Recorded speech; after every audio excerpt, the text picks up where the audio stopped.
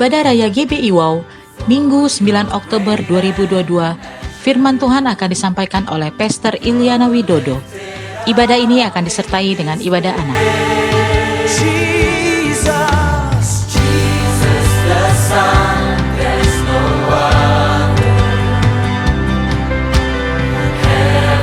Bagi Anda yang ingin memberikan persembahan, perpuluhan atau diakonia, dapat transfer ke nomor rekening BCA atas nama GBI Wow, atau Anda dapat scan QR yang tertera pada layar.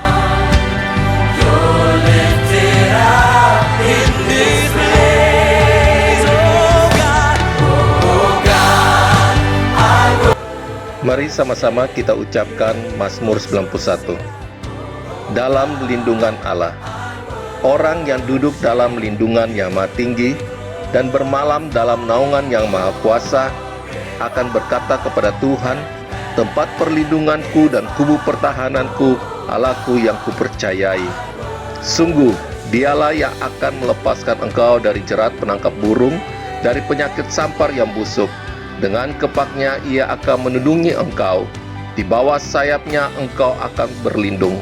Kesetiaannya ialah perisai dan pagar tembok. Engkau tak usah takut terhadap kedahsyatan malam, terhadap panah yang terbang di waktu siang, terhadap penyakit sampar yang berjalan di dalam gelap, terhadap penyakit menular yang mengamuk di waktu petang. Walau 1000 orang rebah di sisimu dan 10.000 di sebelah kananmu, tetapi itu tidak akan menimpamu. Engkau hanya menontonnya dengan matamu sendiri dan melihat pembalasan terhadap orang-orang fasik. Sebab Tuhan ialah tempat perlindunganmu, yang maha tinggi telah kau buat tempat perteduhanmu. Malapetaka tidak akan menimpa kamu, dan tulat tidak akan mendekat kepada kemahmu. Sebab malaikat-malaikatnya akan diperintahkannya kepadamu untuk menjaga engkau di segala jalanmu. Mereka akan menata engkau di atas tangannya, supaya kakimu jangan terantuk kepada batu. Singa dan ular tedung akan kau langkahi. Engkau akan menginjak anak singa dan ular naga. Sungguh, hatinya melekat kepadaku, maka aku akan meluputkannya. Aku akan membentenginya, sebab ia mengenal namaku. Bila ia berseru kepadaku, aku akan menjawab. Aku akan menyertai dia dalam kesesakan. Aku akan meluputkannya dan memuliakannya. Dengan panjang umur akan kukenyangkan dia, dan akan kuperlihatkan kepadamu keselamatan daripadaku. Amin.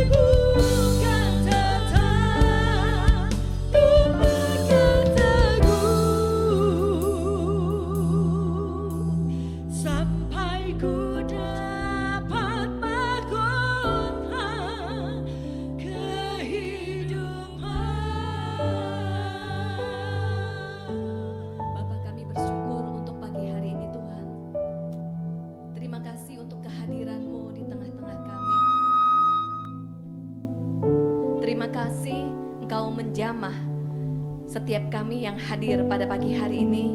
Engkau menjumpai kami satu persatu. Engkau memberikan kelegaan bagi yang berbeban berat. Engkau memberikan kekuatan baru bagi yang membutuhkan kekuatan daripadamu Tuhan. Kami percaya Engkau akan memberikan jawaban pada kami semua yang membutuhkan jawaban. Karena Engkau adalah satu-satunya sumber dalam hidup kami. Kami gak bisa apa-apa tanpa Engkau ya Tuhan. Kami gak bisa menjalani kehidupan ini tanpa berpegang kepada Engkau. Oleh sebab itu Tuhan, pagi hari ini Kau menguatkan kami dengan hadirat-Mu. Engkau juga akan menguatkan kami melalui firman-Mu. Supaya kami semakin memahami tujuan dan panggilan Tuhan di dalam hidup kami. Supaya kami bisa menjalani kehidupan ini untuk memuliakan nama-Mu. Sehingga kami juga menyadari bahwa hidup kami adalah anugerah. Dan kami gak mau menyia-nyiakan anugerah yang sudah Kau berikan kepada setiap kami. Tuhan, bicaralah pada setiap kami, urapi kami semuanya, urapi hamba-Mu yang akan menyampaikan kebenaran firman Tuhan, dan jadikan kami semua pelaku firman Tuhan. Kami mau katakan segala kemuliaan hanya bagi nama-Mu. Mari kita semua yang siap menyambut firman Tuhan, kita bersama-sama katakan amin. Kita berikan kemuliaan buat Tuhan. Haleluya. Saya persilakan Bapak Ibu Saudara boleh duduk. Shalom.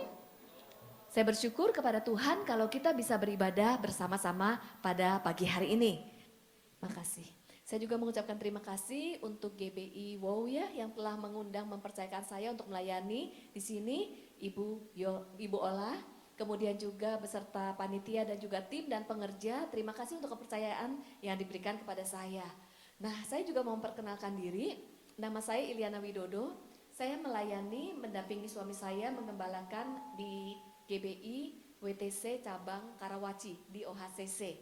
Dan pelayanan saya bersama suami juga kami mendirikan sebuah yayasan Sahabat Pemulihan Indonesia yang bergerak untuk memperlengkapi individu, komunitas dan juga tubuh Kristus untuk pemuritan, kemudian equipping dan mengintegrasikan antara biblical dan mental health. Salam kenal, saya juga bersuka cita bertemu bersama dengan Bapak Ibu dan teman-teman pada pagi hari ini.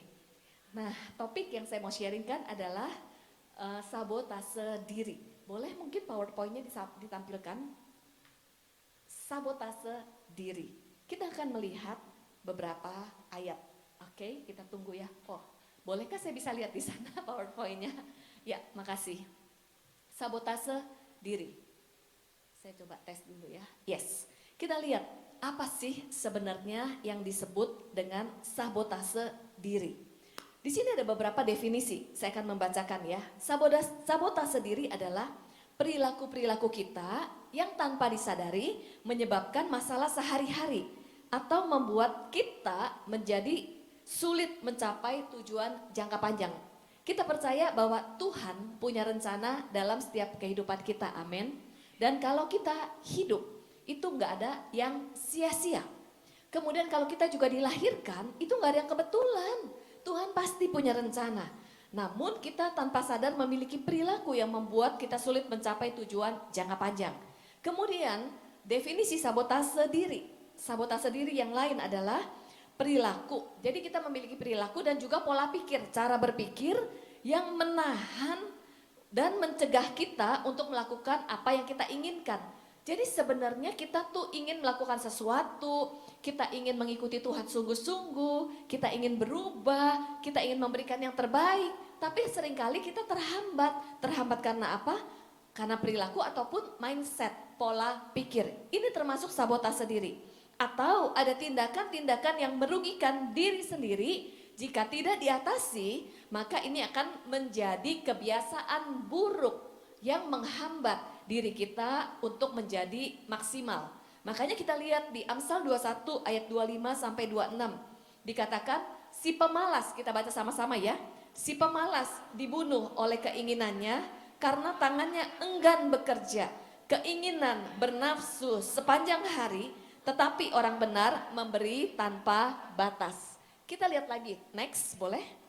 Kita lihat di sini ada sebuah ayat, apa yang Tuhan mau buat setiap kita. Kita baca sama-sama.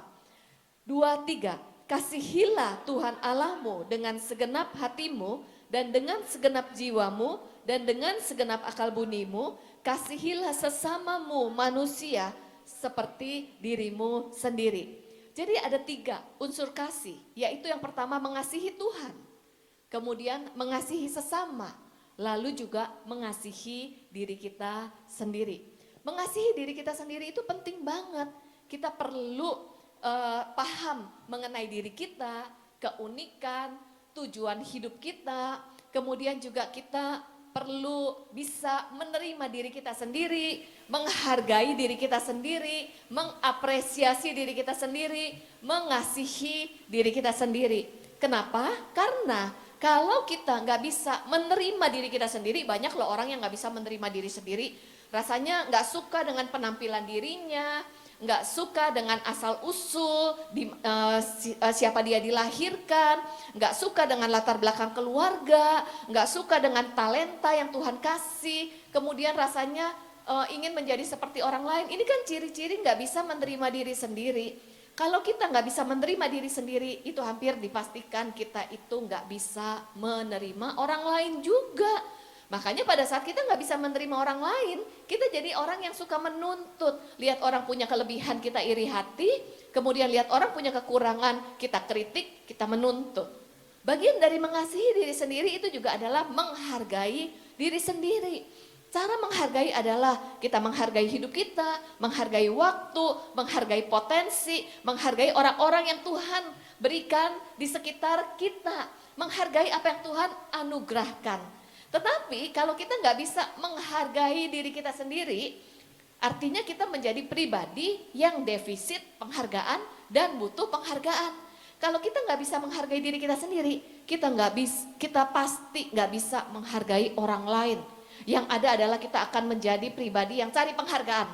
Menghargai diri sendiri nggak bisa, defisit penghargaan, kita akan haus penghargaan, haus penghargaan, haus penghargaan. Makanya kenapa banyak orang mudah konflik, karena sebenarnya mencari penghargaan dari dunia, mencari penghargaan dari penerima orang lain, sehingga yang dikejar adalah hal-hal yang dari dunia.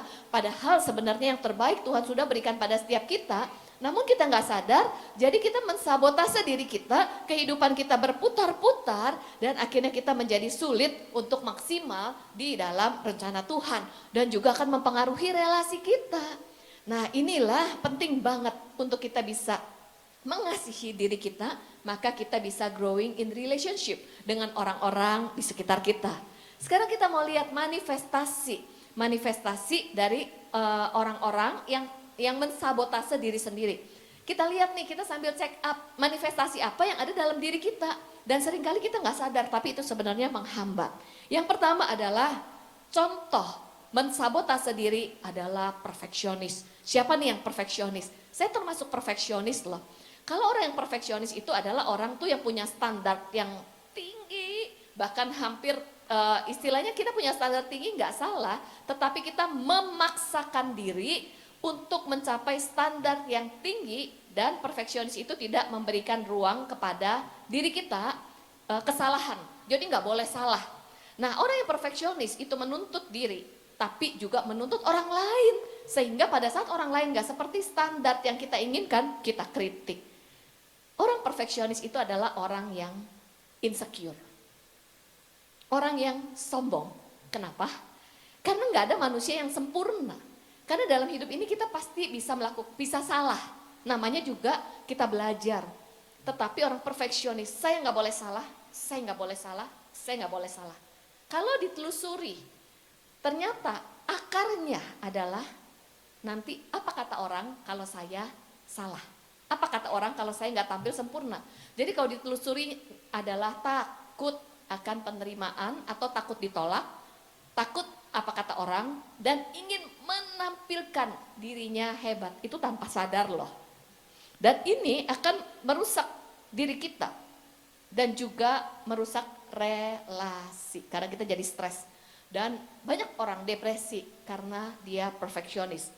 Kemudian ciri-ciri berikutnya, manifestasi berikutnya adalah memiliki inner critic, self-critic. Yaitu ada suara di dalam diri kita yang sering berkata-kata negatif kepada diri kita. Misalnya nih ya, saya perfeksionis iya, saya terus belajar hari ini, sampai hari ini. Terus self kritik saya tuh ada banget. Misalnya kalau saya melakukan sesuatu, aduh kenapa ya saya salah nih, aduh saya salah nih, saya salah. Kalau kemarin nggak begini, menyalahkan diri sendiri.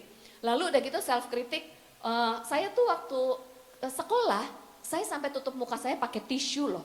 Saking mindernya, lalu ada self kritik bilang kamu jelek, kamu kurang mancung. Aduh bukan kamu, saya ini udah cukup udah manis gitu ya. Tapi namanya orang insecure, mensabotase diri sendiri, itu ada inner kritik, saya jelek, saya kurang pinter, ada aja perkataan negatif terhadap diri sendiri. Saya gak berguna, saya gak ada yang sayang, bahkan orang yang punya inner kritik ya. Misalnya baru bertengkar aja, misalnya saya bertengkar sama suami saya. Kan kalau kita bertengkar, yang sehat itu adalah dibicarakan, lalu apa sumber konflik, kita sama-sama belajar untuk bertumbuh. Maka kita akan bertumbuh dalam Tuhan, betul. Tapi orang yang punya inner kritik, ini saya deh. Baru bertengkar, memang kamu gak sayang sama saya. Memang gak ada yang cinta sama saya. Memang di dunia ini gak ada yang sayang sama saya. Memang saya istri yang gak disayang, istri yang gak berguna. Nah drama queen banget gitu ya. Itu inner kritik loh. Ini kan mensabotase diri kita sendiri. Negatif terhadap diri sendiri. Next berikutnya, manifestasi berikutnya adalah playing victim. Playing victim itu adalah mentalitas korban. Mentalitas korban tuh begini, kenapa Li kamu tuh marah-marah ngambek? Iya saya marah-marah karena suami saya gak seperti yang saya harapkan. Karena suami mengecewakan, maka saya marah-marah. Artinya saya menyalahkan suami yang mengecewakan, lalu penyebab saya marah-marah adalah suami. Jadi hidup saya isinya marah-marah. Nah ini mentalitas korban loh, menyalahkan orang lain. Saya seperti ini karena orang tua saya yang melukai. Betul, orang lain mungkin bisa mengecewakan, orang lain bisa menjadi seperti yang tidak kita harapkan. Atau kenapa kamu stres terus menerus? Iya karena dia memfitnah saya. Betul, waktu kita difitnah kita tuh sedih, betul. Sedihnya gak salah, kecewanya gak salah karena kita punya perasaan. Tapi tanpa sadar, kalau kita terus menerus terjebak, dikuasai oleh perasaan-perasaan negatif, tidak mengelolanya, lalu kita nggak move on, itu adalah pilihan dan tanggung jawab kita. Jadi orang lain bisa berperilaku apapun, itu kan di luar kontrol. Tetapi tanggung jawab kita adalah kita memutuskan untuk terus terpengaruh atas perilaku yang negatif di luar, atau kita mengambil tanggung jawab untuk move on, untuk menerobos setiap hambatan, itu adalah tanggung jawab kita loh. Jadi jangan biarkan hal-hal yang negatif di sekeliling kita menghambat kita, lalu kita terperangkap dalam lumpur keputusasaan, habis karena dia, habis karena orang itu adalah mentalitas korban. Kita bukan victim, tapi Tuhan sudah memberikan kemenangan pada setiap kita. Kita adalah umat yang lebih dari pemenang, yang setuju kita berikan kemuliaan buat Tuhan ya. Oke, kemudian berikutnya, sabotase diri berikutnya yang tanpa kita sadari adalah suka menunda. Suka menunda. Kenapa kita tuh suka menunda tanpa disadari? Coba kita telusuri ya, cek.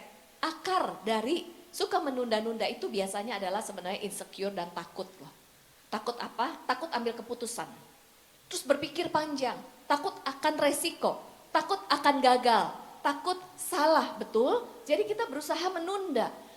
Terus nggak berani menghadapi resiko, lalu melarikan diri dari masalah, menunda-nunda mengambil keputusan atau mengabaikan.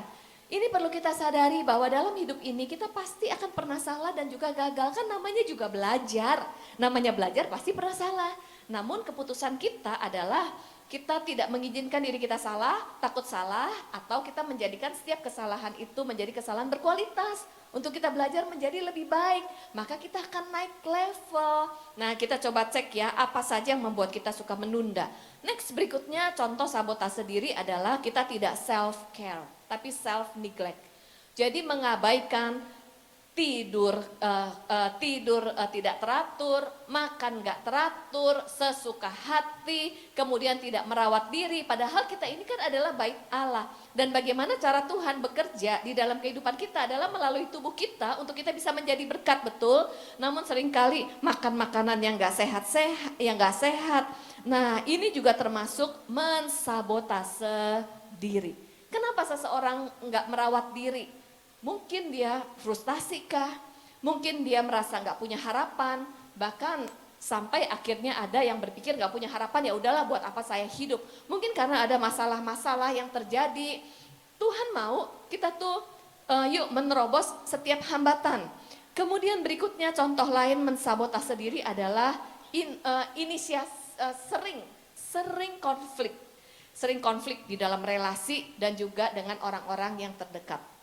Kenapa sering konflik? Nah ini juga ada akarnya loh. Kalau kita punya pola-pola yang sering konflik, sebenarnya kita perlu check up. Itu adalah indikator kita ada isu dalam diri kita yang perlu diproses. Karena orang yang sering konflik dan menyerang orang lain biasanya itu menyimpan luka yang belum terselesaikan biasanya. Contohnya saya, tapi saya nggak sadar. Saya tuh dulu tuh konflik aja. Saya sumbernya, tapi saya menyalahkan orang lain. Udah saya yang sumber konflik, nyalahin orang, playing victim pula lagi gitu ya. Nuntut orang lain. Kenapa? Karena orang yang terluka pernah mengalami pengalaman-pengalaman luka di masa lalu, pernah dibully kah, pernah kecewa kah. Nah orang yang terluka itu biasanya dia akan menjaga dan melindungi dirinya supaya tidak terluka lagi. Misalnya pernah dihina, lalu sedih, kemudian punya tekad, saya nggak boleh dihina lagi. Lalu menjaga diri supaya nggak boleh dihina lagi. Kemudian ada orang juga yang pernah dibully, suka dibully, lalu terluka, lalu punya tekad, saya nggak boleh dibully lagi. Ini kan bentuk melindungi diri. Maka sebelum dibully, dia akan membuli orang lain dulu. Sebelum dilukai, dia akan melukai orang lain dulu. Karena takut dikritik, dia akan dikritik dulu loh.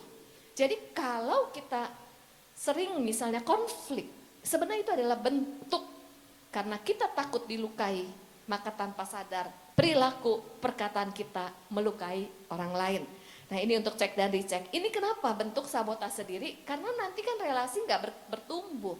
Kemudian di dalam networking, kolaborasi, kita pun jadi terhambat. Bukankah dalam kehidupan kita butuh the power of others? Kita perlu bekerja sama, kita perlu bersama-sama menjadi satu tim, entah di pekerjaan, pelayanan, dan juga dalam keluarga. Next berikutnya, manifestasi sabotase diri adalah people pleaser. People pleaser ini adalah orang yang sulit berkata tidak. Sulit banget berkata tidak, nggak enakan. Bahkan juga people pleaser ini hidupnya adalah senang untuk menyenangkan orang lain. Salah nggak? Nggak salah. Tapi kalau ini kita tidak ada batasan dan nggak mengelola diri, ini bisa mensabotase diri kita. Karena apa? Kita jadi nggak bisa istirahat, kita nggak balance, kita mengikuti apa maunya orang. Bahkan ada hal-hal negatif pun kita nggak enakan berkata tidak. Ini juga ada akar sumbernya. Biasanya orang yang sulit berkata tidak, itu adalah insecure juga. Karena takut ditinggalin, takut gak punya teman, takut tidak dihargai, takut tidak diterima, takut ditolak. Sehingga dia untuk dihargai dan diterima, dia menjadi baik kepada orang lain. Melayani juga tujuannya untuk mendapatkan penghargaan. Sebenarnya melayani gak salah, bersikap baik gak salah, namun beda dengan people pleaser.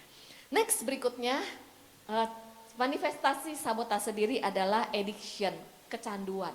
Kecanduan apapun, semua kecanduan itu adalah mensabotase diri kita.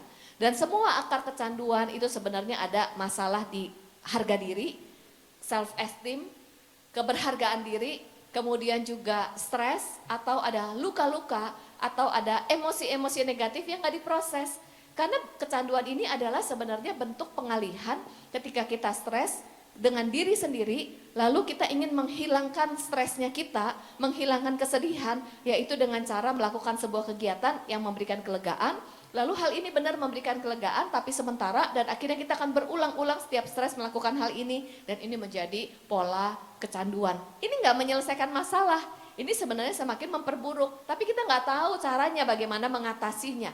Dan kecanduan itu bukan cuma yang negatif loh, bukan cuma kecanduan obat-obatan, bukan cuma kecanduan narkoba, tapi kecanduan belanja, kecanduan makan, kecanduan drakor, kecanduan-kecanduan yang kelihatannya positif, tapi semua bentuk kecanduan, kecanduan kerja, ataupun kecanduan pelayanan, semua yang berbentuk kecanduan dan membuat hidup tidak balance, yang kita harus, semuanya harus, itu sebenarnya adalah sabotase diri yang bersumber dari insecure di dalam diri kita. Nah ini contoh-contohnya, kenapa manusia bisa mensabotase dirinya sendiri? Antara lain adalah yang pertama, karena dia kehilangan keberhargaan diri. Dia nggak sadar bahwa dirinya berharga. Kenapa bisa kehilangan keberhargaan diri? Itu antara lain karena pola asuh, karena pesan-pesan yang disampaikan oleh orang lain ataupun orang tua. Seseorang yang misalnya waktu kecil sering dibanding-bandingkan, ini contoh ya, ataupun waktu kecil mengalami abuse, ataupun dibanding-bandingkan. Pada saat dibanding-bandingkan, kan seorang anak itu perlu menyadari bahwa dirinya berharga dan diterima apa adanya. Waktu dibanding-bandingkan oleh orang tua, jadi anak itu akan berpikir, kalau saya misalnya enggak juara, maka saya enggak disayang. Kan orang tua suka bilang ini, kenapa nilai kamu jelek? Kenapa yang itu juara, kenapa kamu enggak? Terus udah gitu menyalahkan, mengkritik. Nah pada saat kita, waktu di masa pertumbuhan kita dikritik, lalu kita menjadi pribadi, oh saya banyak salah, oh saya itu akan disayang kalau saya tuh mencapai keberhasilan, saya akan disayang kalau saya juara. Akhirnya tanpa sadar menaruh rasa berharga dirinya atas penampilan, atas keberhasilan, atas pencapaian. Nah akhirnya dia mengejar hal-hal untuk menjadi penghargaan, untuk dihargai oleh orang lain, untuk diterima oleh orang lain. Pada saat kita mengejar hal-hal tersebut, itu akan mensabotase diri kita. Sehingga menjadi takut gagal, saya harus berhasil, saya harus sukses. Sukses nggak salah, tapi beda antara mengejar kesuksesan karena menyadari hidup ini adalah anugerah. Lalu kita ingin memberikan yang terbaik bagi Tuhan. Atau kita mengejar kesuksesan supaya diakui dan diterima, supaya tidak dihina. Inilah yang menyebabkan orang menjadi stres dan depresi. Itu bentuk sabotase diri.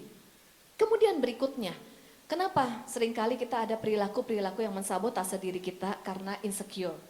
Insecure itu adalah ada ketakutan di dalam diri kita. Next boleh. Takut akan apa? Mungkin waktu kecil orang tua sibuk, sehingga kita menjadi pribadi yang kesepian. Kita takut kesepian lagi, takut ditinggalkan. Jadi akhirnya kita mengejar keberhasilan untuk punya teman. Akhirnya kita menjadi people pleaser untuk punya teman. Kemudian takut ditolak, takut tidak dihargai. Akibatnya apa? Karena takut ditolak, takut tidak dihargai. Daripada nanti saya salah, nanti kata orang buruk tentang saya, lebih baik saya tidak lakukan sesuatu. Kemudian juga apalagi takut nanti kalau misalnya ada orang-orang membuli saya lagi, akhirnya dia menjadi melukai orang lain. Ini adalah ketakutan-ketakutan di dalam diri kita, insecure, menjadi minder, gak pede, dan akhirnya kita tuh takut untuk melakukan sesuatu. Kemudian berikutnya, apalagi negatif thinking, cara pandang yang negatif. Nah ini ya, coba kita cek dan dicek. Cara pandang yang negatif itu biasanya muncul dari mana? Biasanya muncul dari pesan-pesan yang kita dapatkan selama kita hidup, apalagi di masa pertumbuhan. Contoh, misalnya salah satu pesan yang memang paling sering disampaikan adalah orang tua atau yang mengasuh.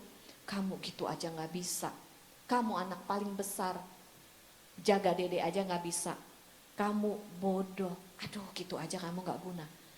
Pesan-pesan yang sering kita dengar, itu tanpa sadar kita menangkap, itu menjadi message buat diri kita, dan membuat kita cara memandang diri kita seperti apa yang kita dengar dari orang lain. Bisa dari orang tua kah? Bisa dari teman-teman di sekolah? Bisa dari orang lain? Mungkin teman-teman di sekolah tuh bully kita, kamu jelek, kamu jelek.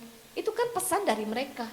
Tapi kita menangkap dan akhirnya cara berpikir kita terhadap diri kita sendiri, saya jelek, saya jelek, saya jelek. Oh saya jadi ingat, kenapa saya suka pakai tisu waktu sekolah. Karena kan muka saya banyak flek. Lalu papa saya tuh suka bilang gini, aduh Ili kok muka kamu tambah banyak flek loh, nanti kamu tambah jelek. Perkara itu jadi, saya banyak flek, saya banyak flek, saya jelek, saya jelek. Terus saya ke sekolah saya tutupin flek saya begitu. Ini kita perlu cek pesan-pesan. Karena gini, saya tahu tidak ada orang tua yang ingin menyakiti anaknya, enggak ada. tetapi kan terbatas. Sebagai manusia bisa melakukan kesalahan ataupun cara mendidiknya terbatas, lalu nggak matching, kitanya jadi terluka. Nah ini yang sering terjadi, tapi enggak, it's okay, inilah bagian dari kehidupan. Justru dengan pengalaman masa lalu, itu kalau kita bisa memproses dan pulih, itu menjadi modal loh buat kita. Untuk kita tuh bisa menjadi inspirasi buat orang lain saat kita tuh bisa berproses. Kemudian akan membuat kita semakin mengandalkan Tuhan, membuat kita semakin memahami anugerah Tuhan. Jadi ini pesan-pesan yang kita terima. Atau ada lagi, anak itu kan suka menangkap impresi, misalnya orang tua bertengkar. Walaupun mereka nggak nyalain kita, anak itu bisa berpikir, jangan-jangan gara-gara saya ya, gara-gara saya ya, gara-gara saya. Atau jangan-jangan nilai saya jelek ya. Itu menangkap pesan untuk diri sendiri. Nah ini menjadi inner critic. Kemudian menjadi diri kita tuh defisit rasa berharga. Emang saya nggak disayang ya, emang saya pembuat kesalahan. Nah ini ada inner critic, kemudian ada negative thinking dalam diri kita. Selama kita punya pemikiran negatif, itu nggak membawa perilaku positif dalam hidup kita. Next, berikutnya kita lihat. Jadi kita lihat bagaimana masa kecil kita, bagaimana pertumbuhan, bagaimana relasi kita. Bukan untuk menyalahkan masa lalu, bukan untuk menyalahkan siapa-siapa, bukan untuk menempatkan diri kita menjadi sebagai korban dari masa lalu. Justru untuk kita memulihkan hidup kita. Kita perlu tahu kehidupan kita, dan kita tuh punya luka di mana, kita punya hal-hal apa yang defisit. Nah disitulah pada saat kita ikut Tuhan, Tuhan tuh bilang, Tuhan tuh akan mendatangkan pemulihan dan kesembuhan. Pada saat kita pulih, kita itu akan terus bertumbuh. Kita memiliki karakter Kristus. Itu yang Tuhan mau. Amin. Next, berikutnya. Jadi bagaimana healing journey?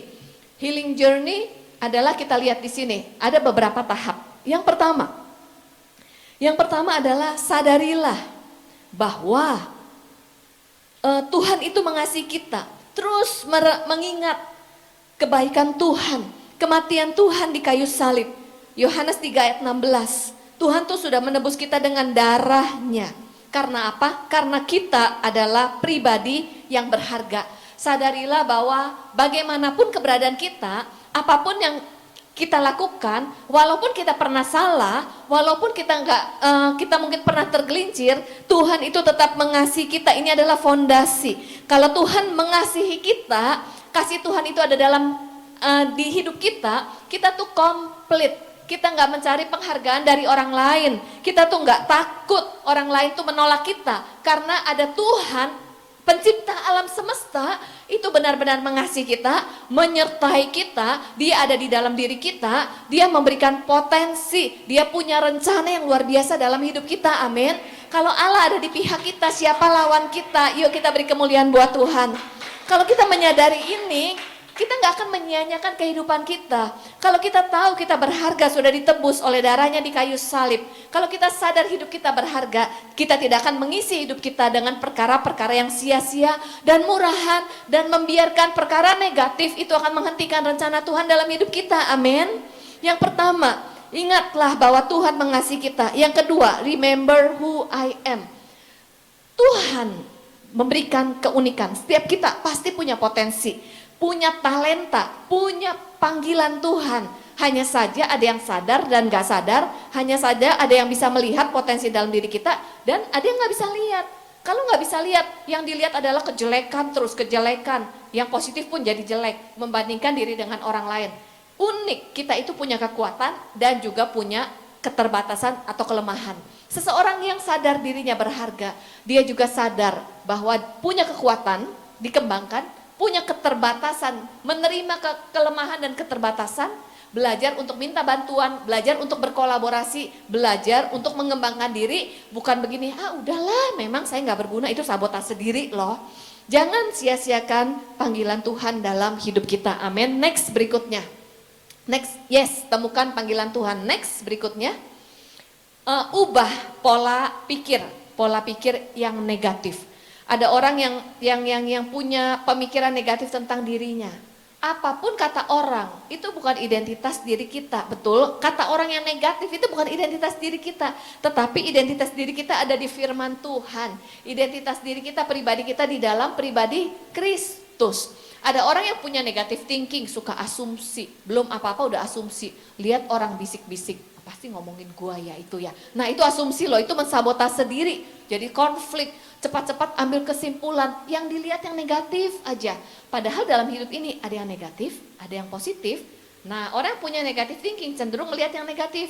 Latihlah untuk punya pandangan yang luas, bukan sempit, yang dilihat yang negatif, asumsi melulu, tapi belajar melihat dari berbagai sisi. Itu namanya kita pribadi yang dewasa, punya pandangan yang luas. Next, berikutnya apalagi?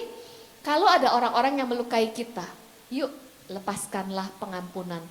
Mau gak mau, suka gak suka, hidup kita itu berelasi dengan orang lain. Pasti kita pernah terluka dan melukai. Namun milikilah skill untuk melepaskan pengampunan, bukan menyimpan luka. Karena kalau kita menyimpan luka, kita tuh sulit untuk bebas. Kita akan terpenjara dengan masa lalu kita akan terpenjara dengan emosi-emosi negatif yang tersimpan di hati kita karena luka. Kita akan terpenjara dengan cara pandang yang negatif karena kita menyimpan luka. Oleh sebab itu, next, pada saat kita melepaskan pengampunan, itu akan membebaskan diri kita dari penjara. Berikutnya, kita lihat di sini, jadilah pribadi yang responsif, bukan reaktif. Dan ini perlu disiplin diri. Boleh pemain musiknya menyiapkan ya lagu pujian. Pribadi yang responsif dan reaktif itu bedanya apa? Kita ini punya pola-pola reaktif loh. Kita perlu sadari reaktif itu begini. Kalau kita mungkin mengalami pengalaman negatif, kita sedih, kita kecewa. Sedih dan kecewanya nggak salah. Tetapi kita cepat-cepat mengambil keputusan dan bereaksi didorong oleh emosi. Kemudian karena kita tuh takut nanti dikritik, lalu kita cepat-cepat mengkritik orang lain dulu. Kita cepat-cepat membela diri karena ketakutan. Itu adalah pola-pola reaksi.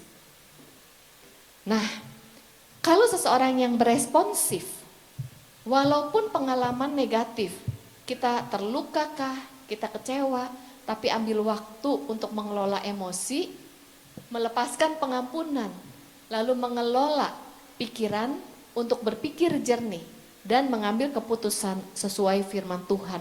Itu perlu latihan dan perlu disiplin diri untuk mengubah kebiasaan-kebiasaan negatif. Jadi orang yang responsif, apapun boleh terjadi. Pengalaman mungkin bisa negatif, bisa positif, tapi kita tetap berespon sesuai firman Tuhan. Karena kita bisa mengelola diri kita. Amin. Sebagai penutup, apa sih sebenarnya tujuan hidup kita? Ada 3 level tujuan hidup. Manusia itu menjalankan kehidupan. Level yang pertama, ada orang tujuan hidupnya hanya ingin mendapatkan apa yang dia inginkan. Betul sih, kalau kita pengen punya rumah salah nggak? Nggak salah. Kita pengen punya aset salah nggak? Nggak salah. Kita pengen punya sesuatu nggak? Salah nggak? Enggak. Tapi apakah level tujuan hidup kita hanya ingin mendapatkan kesenangan? Kalau tujuan hidup kita ingin mendapatkan kesenangan, maka tanpa sadar kita menjadikan Tuhan tempat untuk meminta. Dan kita mudah menjadi kecewa saat tidak mendapatkan apa yang kita inginkan. Kemudian waktu kita nggak mendapat yang kita inginkan, kita kecewa, kita mensabotase diri kita kecewa. Ada lagi level tujuan hidupnya yang kedua adalah membangun sesuatu, membangun status kah, membangun penghargaan, membangun popularitas. Salah nggak? Nggak salah sih. Tapi kalau kita membangun status, membangun popularitas tanpa sadar kita mengejar penghargaan, penerimaan, bukan berdasarkan identitas di dalam Kristus, tapi berdasarkan hal-hal yang di dunia. Kemudian yang ketiga, level tujuan hidup yang ketiga adalah hidup yang bermakna, meaningful life. Artinya apa? Kita menyadari bahwa hidup kita adalah anugerah. Kita sudah ditebus oleh darah Kristus. Kita sudah diberikan anugerah. Tapi kita menyadari ada banyak jiwa-jiwa yang belum mengenal Kristus. Kita rindu melalui keberadaan hidup kita, kita bisa memancarkan kasih Kristus untuk memenangkan orang-orang yang belum mengenal Kristus supaya diselamatkan. apa tujuan hidup kita. Biarlah dengan segala keberadaan kita, potensi kah, bahkan pengalaman masa lalu kita, waktu dipulihkan, hidup kita bisa menjadi inspirasi untuk memulihkan orang lain.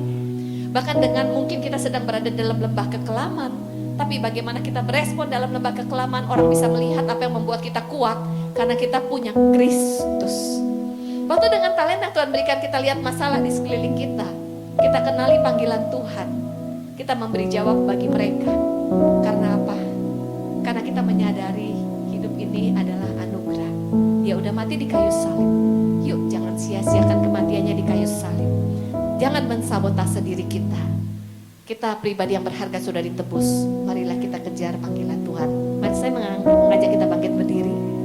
Kita naikkan satu pujian sebagai komitmen kita. Menyerahkan hidup kita sebagai persembahan bagi Tuhan.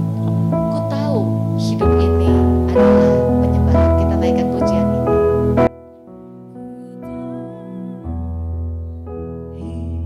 Hidupku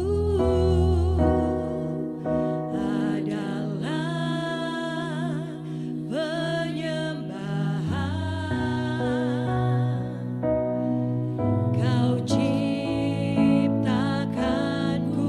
dalam kemuliaan-Mu. Ampuni kalau kami sering lupa bahwa kami berharga. Ku tahu hidupku berharga di mata-Mu. Sehingga seringkali kami mensabotase diri kami. Segenap hidupku bersama. Tapi kami rindu Tuhan, pagi hari ini kami menaikkan komitmen dengan kesadaran akan kasih Tuhan. Oleh sebab itu kami memberikan hati dan hidup kami. Kasih Tuhan dalam hidup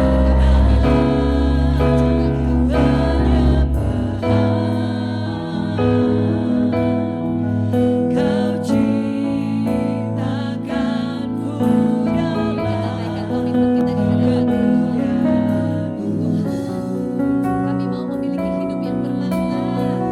Kami mau menjadi berkat bagi orang-orang yang masih terhilang. Terima kasih Tuhan untuk kematian-Mu di kayu salib. Terima kasih Tuhan untuk mata-Mu. Segenap hidupku Kita berdoa, ambil saat teduh 2 menit yang pertama. Kita minta ampun kalau kita punya perilaku-perilaku yang sering mensabotase diri kita. Ampuni kami Tuhan, ampuni, mampukan kami untuk kami bisa mengubah kebiasaan buruk yang tanpa sadar mensabotase dengan kebiasaan-kebiasaan baru yang memberdayakan kehidupan kami, bukan melumpuhkan. Yang kedua, kalau Tuhan ingatkan mungkin kita punya masa lalu atau pernah mengalami luka, pengalaman-pengalaman di masa lalu. Kalau Tuhan ingatkan hari ini, lepaskan pengampunan. Entah itu orang tua, entah itu teman-teman, atau pasangan siapapun, lepaskan pengampunan supaya itu tidak menjadi batu di dalam hidup kita. Yang ketiga, kita bilang sama Tuhan, terima kasih Tuhan untuk kematian-Mu di kayu salib. Kami rindu untuk memultiplikasi talenta yang Tuhan sudah taruh, tidak menguburkannya di bawah tanah. Kami mau menjadi pelita yang bercahaya, pelita yang bersinar, supaya banyak orang dimenangkan bagi Tuhan. Terima kasih Tuhan, terima kasih, segala kemuliaan hanya bagi nama-Mu. Dalam nama Yesus kami berdoa dan mengucap syukur. Amin. Puji Tuhan. Silakan duduk kembali Bapak Ibu. Silakan duduk kembali. Terima kasih buat hambanya. Berapa banyak yang diberkati lewat firman Tuhan siang ini. Boleh tepuk tangan sekali lagi buat Tuhan Yesus. Haleluya. Puji Tuhan. Baik Bapak Ibu Saudara terkasih, kita akan siapkan persembahan kita yang terbaik buat pekerjaan Tuhan di tempat ini. Dan kita percaya bahwa sepanjang hidup kita diberkati. Amin. Biarlah kita mau memberi dengan sukacita. Kita berdoa buat persembahan. Terima kasih Bapak, Engkau yang layak untuk disembah, Engkau yang layak untuk dimuliakan. Biarlah apa yang kami persembahkan pada siang hari ini menjadi dupa yang berbau harum buat Tuhan. Dan kami percaya apa yang kami tabur itu pun yang akan kami tuai. Terima kasih. kasih Bapa. Memberi dengan sukacita, setiap kita yang siap memberi sama-sama katakan. Amin. Haleluya.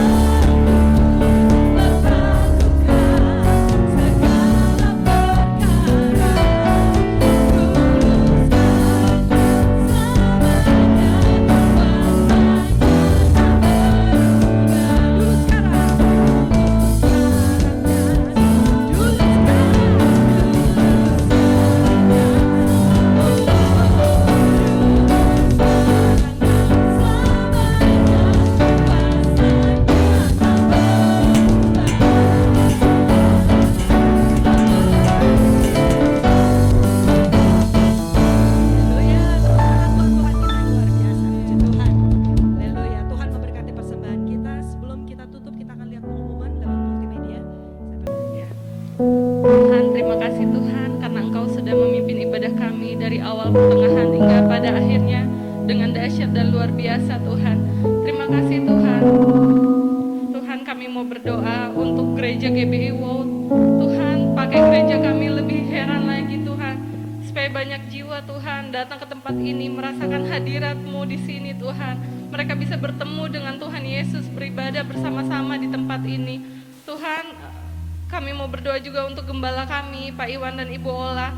Tuhan, berkati gembala kami Tuhan, pakai pelayanan mereka lebih lagi Tuhan, supaya banyak Tuhan jiwa yang dimenangkan untuk kemuliaan nama-Mu Tuhan, merasakan kasih dan cintanya Tuhan melalui pelayanan mereka.